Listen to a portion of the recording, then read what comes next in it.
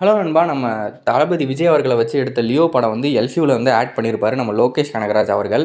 So என்னன்னு பார்த்தீங்கன்னா, அவரு வந்து இப்போ கூலி படம் வந்து டைரக்ட் பண்ணிக்கிட்டு இருக்காரு. கூலி முடிஞ்சதுக்கு அப்புறம் பார்த்தீங்கன்னா, அவர் கைதி 2 வந்து டைரக்ட் பண்ண போறாரு. அந்த கைதி 2 வந்து யூனிவர்ஸ்ல தான் வருது. கைதி, விக்ரம் அண்ட் லியோ.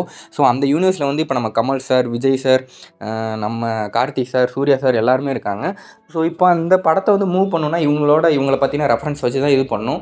நம்ம தளபதி வந்து பொலிட்டிக்கல் கேரியர் அப்படி போயிட்டுருக்காரு. ஸோ இப்போ என்னன்னு பார்த்தீங்கன்னா, அந்த கைதி 2க்கு வந்து நம்ம தளபதி விஜய் அவர்கள் வந்து வாய்ஸ் ஒண்ணு தரப்போறாராம். ஃபிசிக்கலா பிரசன்ட் ஆவல. அதாவது படத்துல வந்து அவரு வரப்போறது கிடையாது. பட் அவரோட இந்த அடுத்த வருஷம் வந்து அந்த கைதி 2 ஸ்டார்ட் பண்ண போறாங்கல்ல. ஸோ அதுக்கு வந்து நம்ம தளபதி விஜய் அவர்கள் வந்து வாய்ஸ் மட்டும் தரப்போறாராம்.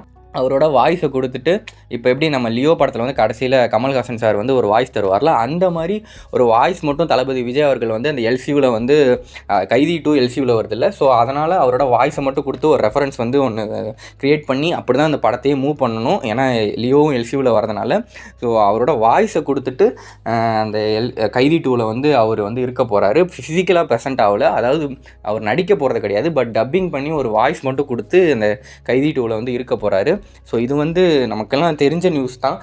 ஏன்னான்னு பார்த்தீங்கன்னா, அவர் வந்து பொலிட்டிக்கல் கெரியர் சைடு அப்படியே போயிட்டுருக்கார்ல. ஸோ இப்போ நடிக்க முடியாது. ஏன்னா அவர் வந்து இன்னும் 69 அது ஒரு படம் மட்டும் தான் பண்ணணும். ஸோ அதனால் பார்த்தீங்கன்னா, இந்த படத்துக்கு வந்து நடிக்க போகிறது கிடையாது. வெறும் வாய்ஸ் மட்டும் தான் கொடுக்க போகிறாரு கைதி 2க்கு.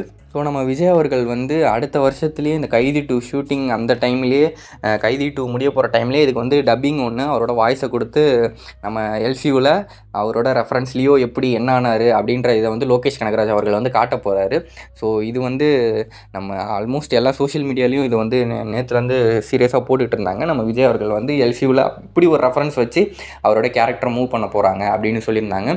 ஸோ இதுதான் நண்பா இந்த வீடியோ தெரியாதவங்களாம் ஷேர் பண்ணிக்கோங்க. மறக்காமல் நம்ம சேனலை சப்ஸ்கிரைப் பண்ணிடுங்க நண்பா. தேங்க்யூ நண்பா.